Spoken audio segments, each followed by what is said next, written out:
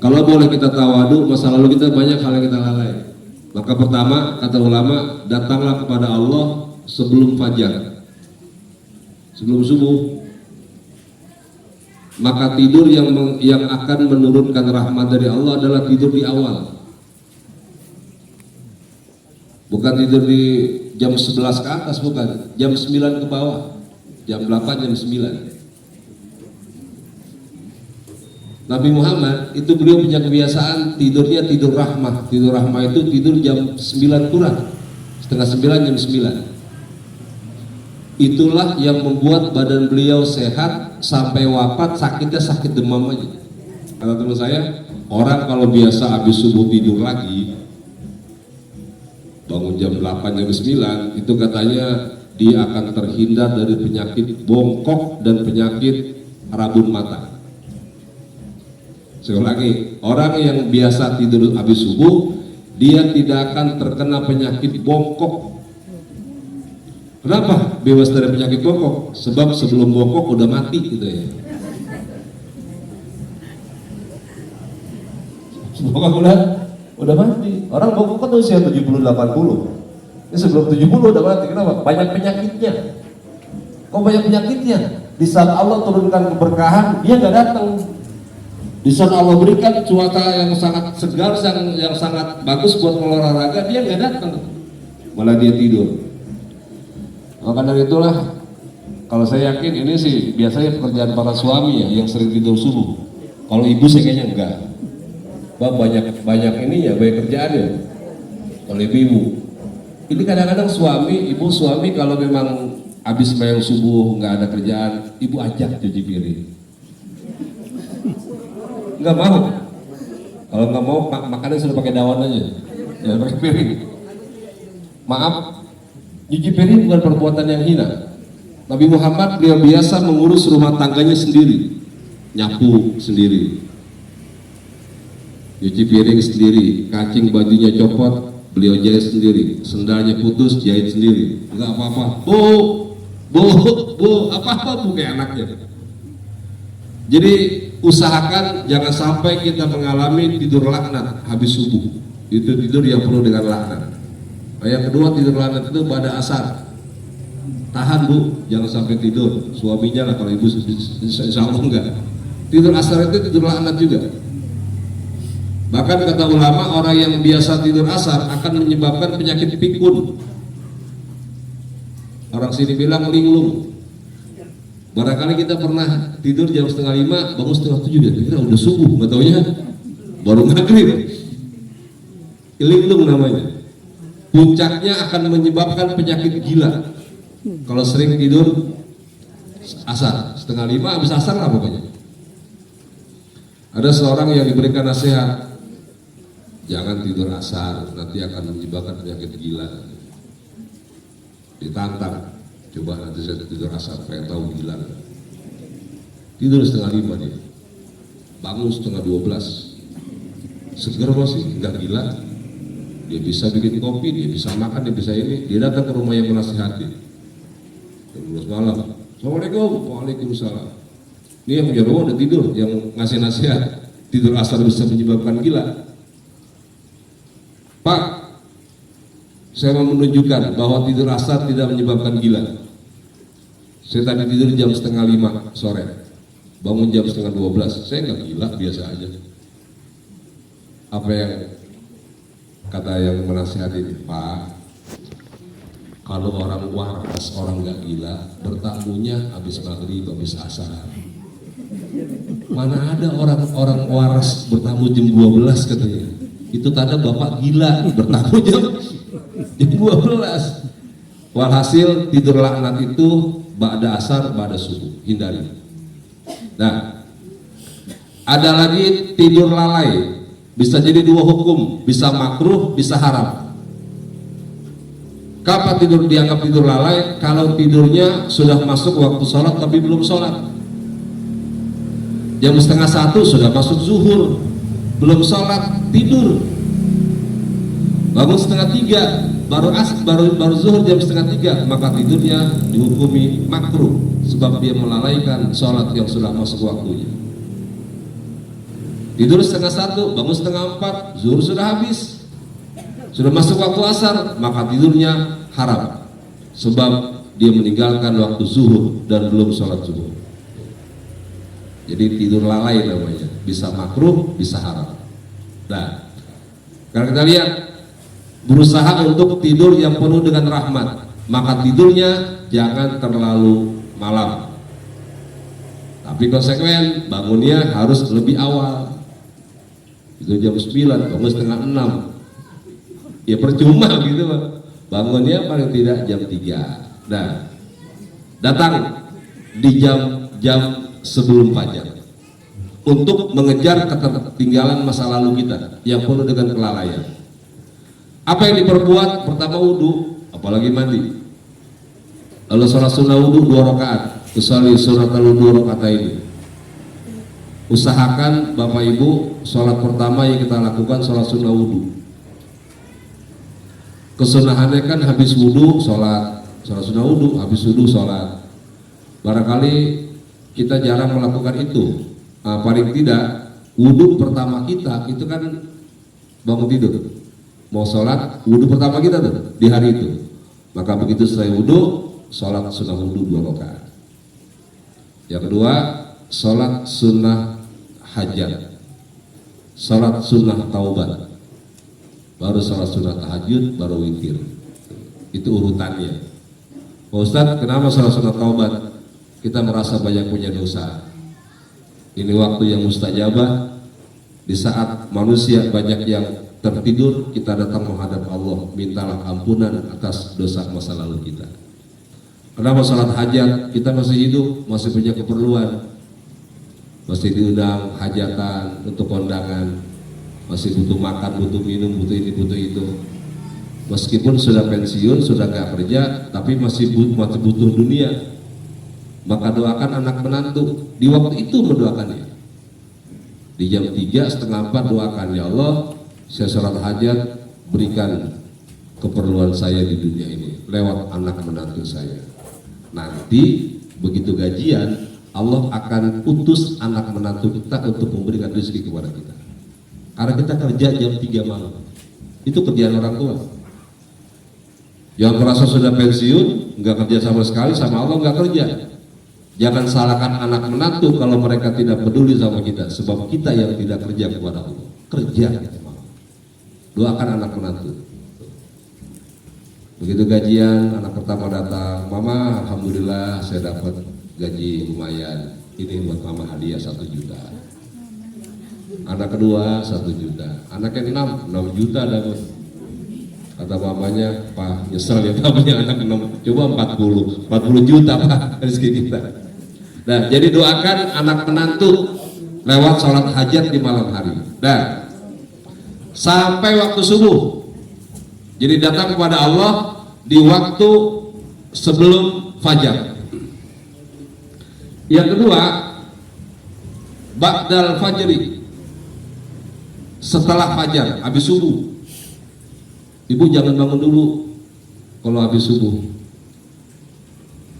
Kalau tidak ada kerjaan yang penting, nanti saja waktu isyraq. Ya, kalau gak ada yang penting, habis subuh mau baca Al-Quran, mau baca zikir, mau baca ini, baca itu, atau bapak yang di masjid yang sudah gak punya keperluan apa-apa, ya sudah diam-diam di masjid sampai alarm bunyi tut waktu isyraq. Itu waktu yang sangat mustajabah dalam berdoa. Habib Zain bin Smith mengatakan, kalian jangan tertipu kalau ada orang yang berkecukupan hartanya tapi dia habis subuh tidur. Kelihatan dunianya banyak, habis subuh dia tidur padahal. Kalian jangan tertipu dengan itu, sebab dunia yang dia miliki hanya akan dia gunakan buat dunianya, tidak akan dia gunakan buat akhiratnya. Apa artinya? Dunia dia tidak ada keberkahannya. Dunia yang dia miliki buat keperluan dunianya, bukan buat keperluan akhiratnya. Kenapa? Sebab dunia yang dia miliki tidak ada keberkahannya. Apa penyebabnya? Karena tidur subuh. Maka tahan. jangan sampai tidur subuh sebisa mungkin. Ya, Pak Ustadz, habis subuh hujan, enak banget tuh Pak Ustadz. Pertama sih nonton televisi, siraman rohani sampai 5 menit kita tonton televisi akhirnya. Ya, jadi bergerak.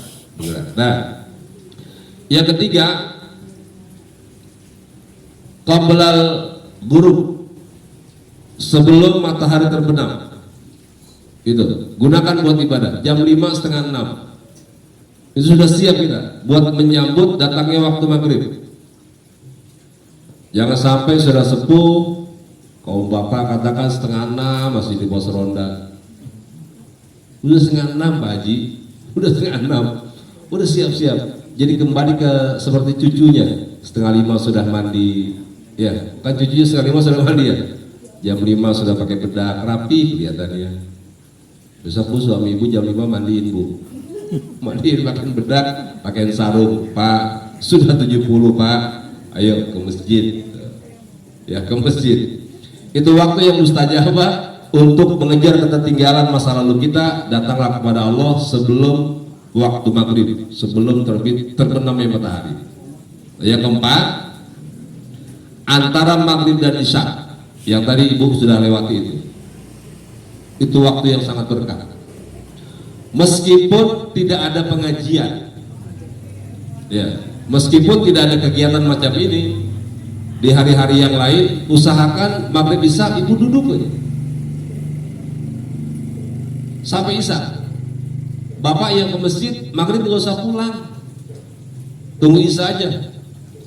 Kenapa? Kalau sudah pulang itu kadang-kadang berat untuk melangkah isya ke masjid, berat.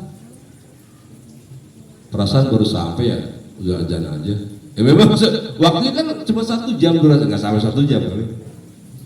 Usahakan manfaatkan waktu maghrib isya di masjid kalau laki-laki. Ibu di atas sejadah, mau baca ini, baca itu, baca ini, baca itu. Bapak yang sudah capek baca, mau sholat juran, mau ngobrol, silakan di luar masjid ngobrol sampai isya. Minimal isyanya bisa berjamaah di masjid, ya nggak perlu kita balik lagi dari rumah. Sudah setengah 8, Pak Haji belum pulang, alhamdulillah. Jam 8, Pak Haji belum pulang, nanti dulu. Jam 9, Pak Haji kok belum pulang-pulang? Saya nunggu nenek-nenek tidur katanya. Nenek-nenek berisik banget kalau saya pulang. Jadi istrinya belum tidur, dia nunggu istrinya tidur baru pulang. Udah Pak Haji nginep aja di masjid, udah nggak usah pulang kalian. Nah, 4 waktu itulah yang jangan sampai kita lalaikan. Kalau kita merasa masa lalu kita penuh dengan ketertinggalan, penuh dengan kelalaian, itu datang kepada Allah di 4 waktu itu. Pada masyar ada 7 pintunya. Pintu pertama Nabi bilang al-imamul adilu, pemimpin yang adil. Ustaz, saya bukan siapa-siapa, saya bukan pemimpin. Ibu, bapak, kita pemimpin untuk diri kita sendiri. Rakyat kita siapa? Organ tubuh kita. Berbuat adillah sama organ tubuh kita. Mata Allah ciptakan untuk melihat kebaikan. Kalau mata digunakan buat hal-hal yang tidak manfaat, yang tidak baik, untuk maksiat, berarti kita zalim terhadap mata kita. Zalim lawannya adil. Kalau kita zalim terhadap mata, berarti kita tidak berbuat adil terhadap mata. Telinga rakyat kita, Allah berikan kita telinga untuk mendengarkan perkara yang baik. Digunakan buat ghibah, zalim terhadap telinga. Kaki Allah berikan buat melangkah ke tempat yang baik. Kita gunakan buat melangkah ke tempat yang tidak baik, zalim terhadap kaki. Begitu seterusnya. Yang kedua, syabun nasya'a fi ibadatillah, pemuda yang hidupnya untuk ibadah. Ini bukan buat pintu kita, pintu anak muda. Ada nenek ngaji di atas sama cucunya. Nenek 70 tahun, cucu 15 tahun. Ke masjid di atas sama cucunya. Ikut ngaji cucunya. Ke majelis taklim, cucunya ikut ngaji. Neneknya mau puasa Senin Kamis, cucunya dibangunkan ikut sahur, ikut puasa.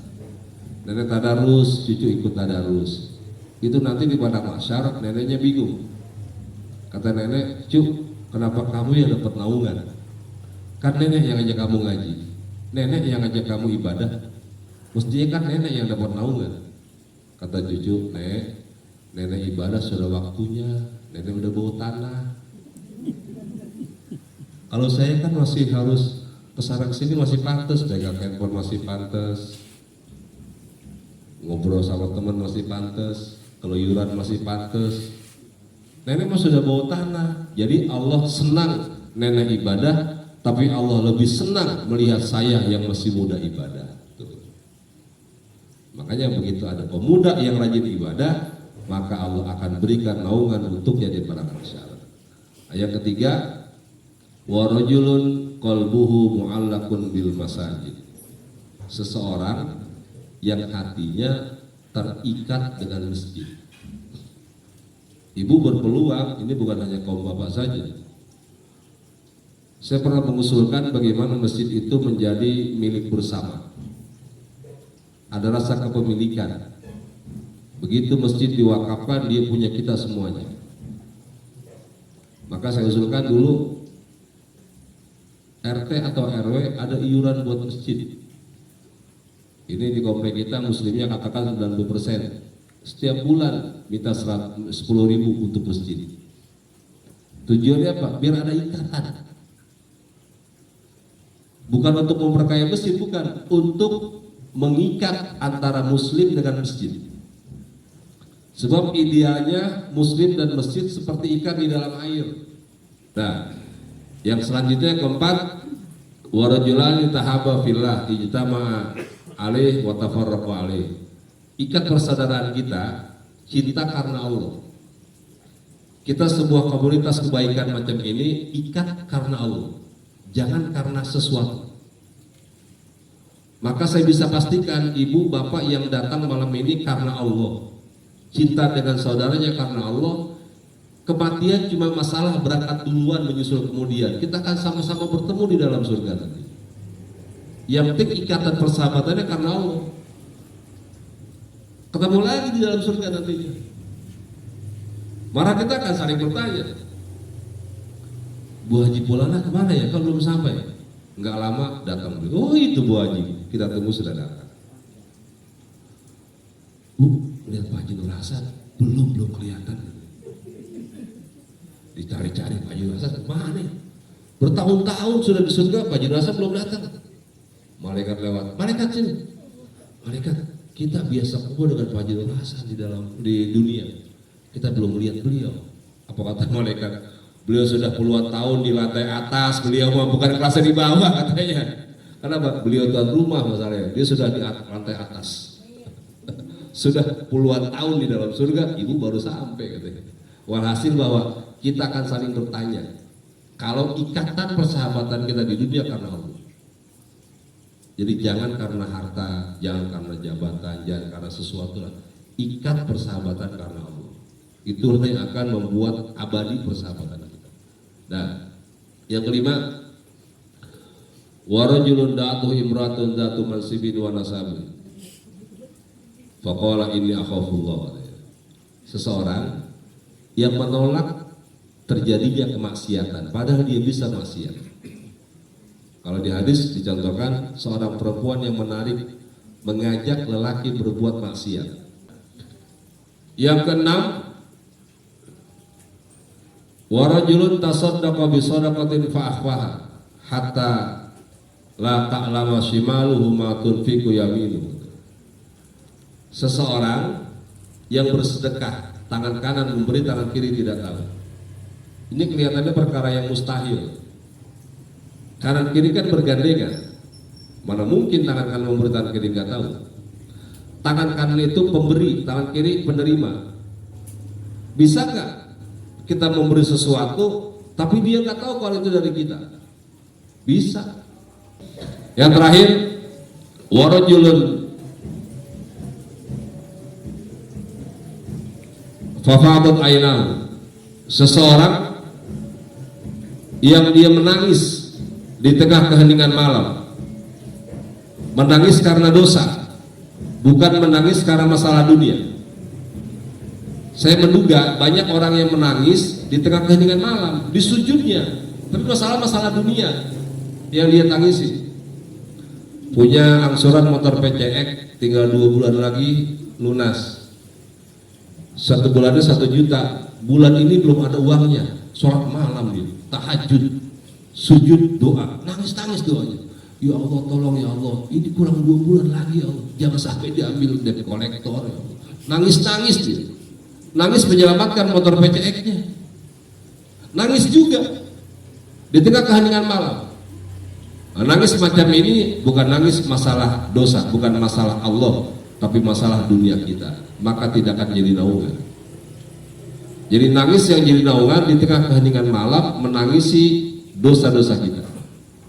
Usahakan nangisnya sendiri. Jangan sampai kita baru termotivasi nangis, kalau zikir berjamaah ya bagus juga, tapi kadang-kadang kita termotivasi karena untayan kata dari Pak Ustadz yang begitu menyentuh hati, kita nangis tanpa terasa, tapi nggak masuk naungan kalau itu. Ada orang yang susah nangis, susah banget nangis, sampai dia bilang, ya Allah kenapa saya susah nangis, hati saya keras banget. Berangkat umroh dia, berangkat umroh, melihat jamaah, melihat Ka'bah, kok nangis, saya nggak nangis. Selesai dia tawaf, doa pada nangis, dia nggak nangis. Selesai umroh tahallul, sujud syukur, nangis, dia nggak nangis. Sampai dicurhat, Pak Ustadz kenapa ya saya nggak bisa nangis? Kok orang-orang gampang tersentuh melihat Ka'bah nangis, di Raudhah nangis, melihat ini nangis, saya kok nggak? Susah saya nangis. Coba Pak ingat-ingat, kira-kira barangkali Bapak punya dosa yang besar yang bisa Bapak ingat supaya Bapak bisa nangis. Susah Ustaz, udah saya coba nggak bisa. Terakhir tawaf wada, mau meninggalkan kota Mekah, dia tawaf wada 7 putaran, lalu sholat sunnah di makam Ibrahim, mau pamit. Pak Ustaz di belakang, dia di depannya. Pak Ustaz melihat dia nangis, alhamdulillah bisa nangis. Dia nangis tuh, terakhir kali. Selesai doa, ditanya, Pak bisa nangis ya? Alhamdulillah Pak Ustaz bisa nangis. Kenapa bisa nangis Pak? Saya menangisi, kenapa saya nggak bisa nangis Pak Ustaz? Jadi bukan karena dosa, saya nangis karena saya nggak bisa nangis, maka saya nangis. Masya Allah, saya pikir karena dosa, enggak, saya menangis kenapa? Saya nggak bisa nangis, sampai nangis saya menangisinya. Walhasil, latihlah diri kita untuk gampang tersentuh, khususnya kalau ada maksiat, ada dosa yang menempel pada diri kita, jadikan itu sebagai sarana kita mendapat tawanan dari Allah, datang kepada Allah tengah malam untuk menangis karena dosa. Nah, 7 kelompok itu pintu buat kita. Kalau ingin mendapatkan naungan yang panas tidak kepanasan di padang mahsyar, carilah di 7 pintu itu. Ini peluangnya buat kita semua.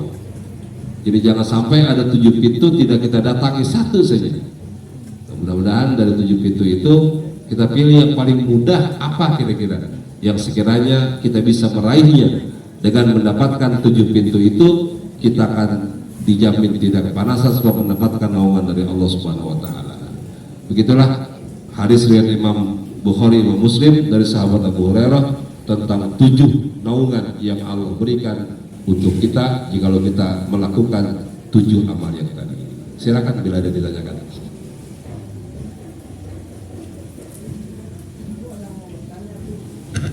Silakan yang bertanya. Bapak-bapak mungkin ada yang mau bertanya atau Ibu, ya silakan Bu, di luar ini juga boleh apa aja. Nah itu Pak Ustadz berdekat ceramahnya. Salam. Bu, ada mau bertanya nggak? Din, mau bertanya? Hah? Ada. Boleh.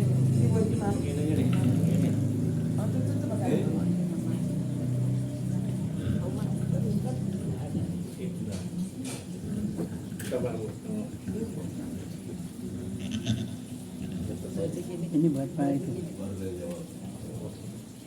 buat Pak itu. Assalamualaikum warahmatullahi wabarakatuh.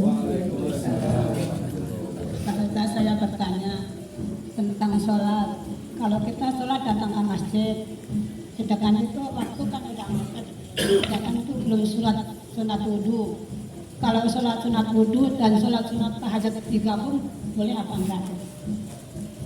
Dan keduanya tentang puasa Pak Ustaz. Puasa yang lebih itu bertepatan kebetulan pas jatuhnya hari Senin. Apa niatnya itu digabung boleh apa enggak? Dan terima kasih. Assalamualaikum warahmatullahi wabarakatuh. Ya. Salat sunnah wudhu itu salat sunnah yang ada sebabnya. Ya. Jadi kalau ada sebabnya berarti habis wudhu. Jadi sebelum salat yang lain salat sunnah wudhu dulu. Begitu ibu sudah salat sunnah wudhu baru salat sunnah yang lain. Nah, beda dengan tahiyatul masjid. Kalau tahiyatul masjid itu orang sholat begitu datang ke masjid. Kalau dia datang sudah azan, maka tahiyat masjidnya sholat qobliyah. Kalau dia datang sudah qomat, maka tahiyat masjidnya ya sholat wajibnya. Karena datang sudah qomat, ya. Jadi penyebabnya datang ke masjid. Kalau dia belum azan, dia sunnah sholat tahiyatul masjid. Tapi kalau sudah azan, maka dia datang ke masjid sholat qobliyah termasuk sholat tahiyatul masjid. Kalau datang sudah qomat, maka tahiyat masjidnya ya sholat isyaknya, sholat maghribnya, sholat subuhnya. Nah, sementara kalau sholat sunnah wudhu, penyebabnya wudhu. Setelah wudhu, sholat sunnah wudhu dulu. Gitu. Boleh sholat sunnah wudhu dulu, baru sholat qobliyah.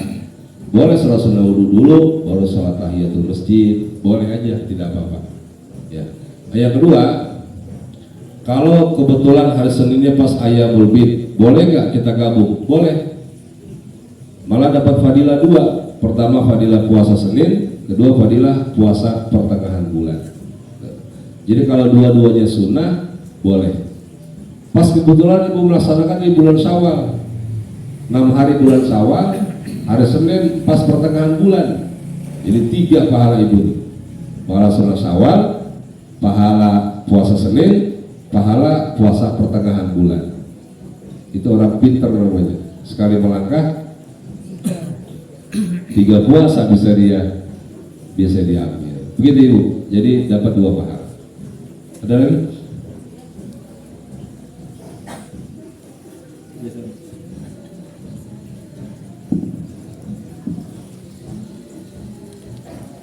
Assalamualaikum warahmatullahi wabarakatuh. Ini saya mau nanya masalah bulan sholat Ramadan ya, tarawih ya Pak. Tanya. Kita kan sudah melaksanakan sholat tarawih ditutup dengan sholat witir ya. Kebanyakan orang kan ngomong gini, kita nggak usah sholat tarawih, sholat witir katanya, itu penutup katanya gitu kan. Ntar di rumah kita kan mau tahajud katanya, witir itu kan penutup katanya gitu. Ada yang ngomong kayak gitu sedengar. Jadi dia nggak bisa beri tahajud di rumah katanya gitu. Gimana itu pendapatnya Ustaz? Ya. Terima kasih. Di seluruh tempat yang kita temui, imam pasti taraweh dan witir. Ya. Ada lagi yang taraweh doang? Nggak ada ya? Insya Allah nggak ada. Ya semuanya pasti witir. Habis taraweh pasti witir. Saya nggak pernah tahu masjid yang cuma taraweh terus pulang, nggak ada witir ya. Ada. Jamaahnya, imamnya maksud saya nggak ada kan? Haji Ismail langsung witir nggak? Langsung witir. Kalau jamaahnya ada, tapi masjidnya rata-rata taraweh witir jadi satu paket. Ya, kalau jamaahnya ada, dasar dia pengen witirnya jadi penutup sholat nanti sebelum dia sahur. Dasar itu. Bagaimana kita menyikapinya? Andaikan kita mau menambah sholat malam lagi, nggak apa-apa, boleh. Terus witirnya jadi penutup, bisa? Bisa. Caranya bagaimana? Kan sudah 3 rakaat di masjid, sudah ganjil. Masa tambah lagi? Yang tidak boleh itu kalau sudah 11 rakaat. Ibu terawih 8, witirnya 11. Di awal isya sudah. Maka nggak boleh witir lagi. Kenapa? Sudah 11 witirnya. Tapi kalau di masjid baru 3 witirnya, berarti masih punya berapa? 9. Kan witir kan 11. Berarti masih ada kesempatan 9 rakaat dilaksanakan di rumah. Ibu mau tambah lagi, caranya bagaimana? Ada dua cara. Cara pertama, ibu sholat dulu 1 rakaat. Usolli sholatal witri rakaatan. Saya sholat witri 1 rakaat karena Allah Ta'ala. Ini jam 3 nih. Allahu Akbar. Setelah 1 rakaat, tambah yang 3 tadi jadi 4. Sholat lagi 2. Sholat lagi 2. Terakhir nanti boleh 3, boleh 1. Jadi genapkan dulu. Begitu kata Imam Abdullah bin Al-Haddad, kalau ingin menambah witir di tengah malam, sepanjang di awal isya belum 11 rakaat, maka masih boleh witir sebagai penutup sholat kita di tahajud kita. Ya, cara yang kedua, di masjid 2 rakaat aja. Nanti yang 1 nggak usah disolatin, di rumah aja nanti. Memang ada 2 versi. Versi pertama versi Nabi yang witirnya di akhir. Kedua versi sahabat Abu Bakar Siddiq, witirnya di awal isya. Ini di luar Ramadan. Hari ini nih di luar Ramadan, Abu Bakar Siddiq kalau sholat beliau witirnya awal isya, habis balik isya witir 11. Sahabat tanya, Tuhan, kenapa kok Tuhan beda dengan Nabi? Jawab Abu Bakar Siddiq, saya pernah mendengar Nabi Muhammad sholat wajibnya ada 7, bukan 5. Apa aja tuh? 5 waktu yang biasa kita laksanakan, zuhur sampai subuh, ditambah dengan duha, itu sholat wajib buat beliau, tambah dengan witir, sholat wajib buat beliau. Saya manusia biasa, atau Abu Bakar Siddiq. Saya ingin menjadikan witir dan duha sebagai sholat wajib buat saya, pribadi saya. Saya manusia biasa, takut kesiangan. Karena saya sudah berkomitmen witir sebagai sholat yang wajib, saya takut kesiangan, maka saya witirnya di awal isya. Habis ba'diyah, saya witir. Tapi bagi yang punya kebiasaan bangun jam 3, witirnya nanti aja. Akhir, bagi yang punya kebiasaan, ini di luar Ramadan. Kalau di Ramadan, afdolnya bersama dengan tarawihnya. Kalau mau dilengkapi, nanti lengkapinya bangun lagi jam 3, lengkapi yang kurang. Kayaknya nggak ada ya masjid yang witirnya 11, ada nggak? Nggak ada ya, rata-rata 3. Rata-rata 3. Kelamaan Pak Ustadz katanya 11 mah. Bisa nggak ada jamaahnya nanti. Ya, begitu Ibu. Jadi boleh ditambah sepanjang yang di awal isya belum sampai 11 rakaat. Ada lagi?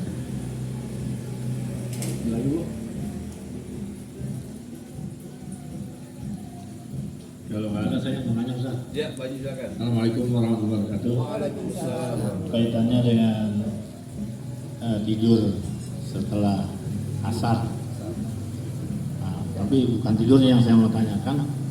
Kebiasaan kita pada saat orang meninggal, anggaplah meninggalnya habis zuhur. Lalu diniatkannya itu saya memakamkan habis asar ini. Setahu saya waktu itu dibilang tidak boleh kalau diniatkan dimakamkannya habis asar. Bagaimana menyiasatinya untuk tidak diniatkan dimakamkan habis asar? Terima kasih. Assalamualaikum warahmatullahi wabarakatuh. Ya, saya nggak tahu Pak Haji. Boleh aja, kok bisa nggak boleh?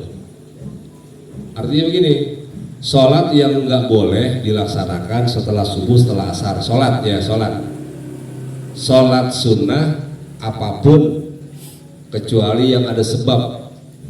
Ya, kita nggak boleh sholat sunnah apa yang ada sebabnya. Sholat sunnah hajat habis bayang subuh. Kita jangan sholat sunnah apa habis bayang asar pokoknya. Tetapi buat sholat jenazah tidak apa-apa, karena itu halangannya di mana? Begitu dia nggak boleh dimakamkan habis asar. Halangannya apa kira-kira Pak Haji? Dia diniatkannya, Pak. Diniatkan benar dia bisa sebelum asar. Tapi selalu dia jawab nanti deh kalau gitu kalau makan habis asar ya. Oh, iya. Jadi niatnya itu niatnya. Yang saya tahu saya bahwa Diniatkannya untuk habis asar itu untuk dimakamkan, bukan sholatnya ya. Dimakamkannya itu. Jadi dia kalau mau seperti itu diniatkannya jangan habis asar. Tetap misalnya habis zuhur atau sebelum asar gitu. Tapi pelaksanaannya karena kita sekarang banyak tuh seperti itu. saya niatkan nanti habis asar di makamnya gitu. Yang setahu saya jangan niatkan habis asar, tetap dia niatkannya sebelum asar misalnya. Tapi pada saat pelaksanaannya ya terjadi itu nggak masalah gitu. Seperti itu. Enggak, masalahnya gini, untuk memakamkan itu nggak perlu niat. Ya, nggak perlu niat. Artinya itu cuma masalah teknis aja yang tidak ada syarat niat untuk memakamkan. Kalau kita menemukan uang di jalan, Ustaz, kan nggak mungkin kita serahkan ke mana kan, terus akhirnya kita sedekahkan misalnya ke masjid atau ke anak yatim, gitu. Bagaimana Pak Ustaz hukumnya? Ya, jadi tidak boleh kita bagikan kecuali sudah ikut prosedur diumumkan dan disimpan. Atau kalau pengen aman, serahkan ke yang berwajib. Bagaimana anunya, kewajibannya atau bagaimana sih mayat ini gitu. Nabi Muhammad tidak mau mensolatkan jenazah sahabat yang masih punya utang kecuali ada penjaminnya. Penjaminnya siapa? Ahli waris dan penjaminnya. Maka kita bahasakan saat sambutan, saya sebagai penjaminnya, keluarga. Silakan hubungi anak cucunya, anak menantunya sebagai penjamin. Kalau sudah dijaminkan, maka nanti kita yang pernah dihutangi, dia pernah menghutang sama kita, tinggal lapor. Berikan bukti ini. Almarhum pernah hutang kepada saya 500.000, ini ada buktinya, ada kwitansinya, ada saksinya. Kita boleh mengklaim itu. Nah, keluarga tidak boleh membagikan harta peninggalan kecuali sudah selesai masalah keperluan almarhum. Tahabina fika mutajarisina fika mutazawirina fika mutabadilina fika warda anna ya Allah la nuhsi sanan alaika anta kama ataita ala nafsika falakal hamdu hatta tarda walakal hamdu idza raditu walakal hamdu ba'da ridha rabbana taqabbal minna innaka antas samiul alim wa tub alaina innaka antat tawwabur rahim dawahu biha subhanakallahumma wa tayyadu biha salamu akhiru da'um alhamdulillahi rabbil alamin.